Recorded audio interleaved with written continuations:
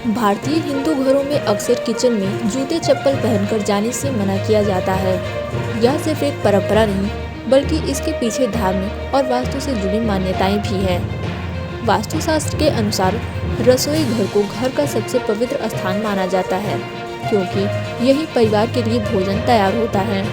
इसीलिए इस स्थान की शुद्धता और सकारात्मकता ऊर्जा बनाए रखना बहुत जरूरी माना जाता है। वास्तुशास्त्र के अनुसार घर की रसोई में पूरे परिवार के लिए भोजन तैयार किया जाता है, इसलिए इसका संबंध सीधे स्वास्थ्य, सुख और समृद्धि से जोड़ा जाता है। मान्यता है कि रसोई घर में मां अन्नपूर्णा का वास होता है, जिन्हें अन्न और पोषण की देवी माना जाता है। इसी वजह से किचन को साफ सुथरा और पवित्र रखना जरूरी माना जाता है। जूते चप्पल बाहर की धूल, मिट्टी और नकारात्मकता ऊर्जा अपने साथ लेकर आते हैं।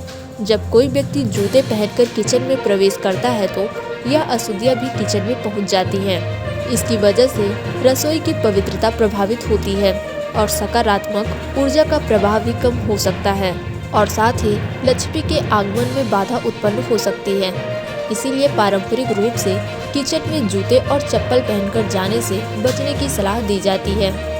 वास्तुशास्त्र में किचन का संबंध अग्नि तत्व से भी माना जाता है। वहीं जूते चप्पल पृथ्वी तत्व और भारी ऊर्जा का प्रतीक माने जाते हैं। जब जूते पहनकर किचन में प्रवेश किया जाता है तो अग्नि और पृथ्वी तत्व के बीच संतुलन बिगड़ सकता है। माना जाता है कि इससे जीवन में बाधाएं, तनाव या संसाधनों की कमी जैसी समस्याएं पैदा हो सकती हैं। किचन घर का ऐसा स्थान है जो पूरे परिवार की समृद्धि से जुड़ा होता है।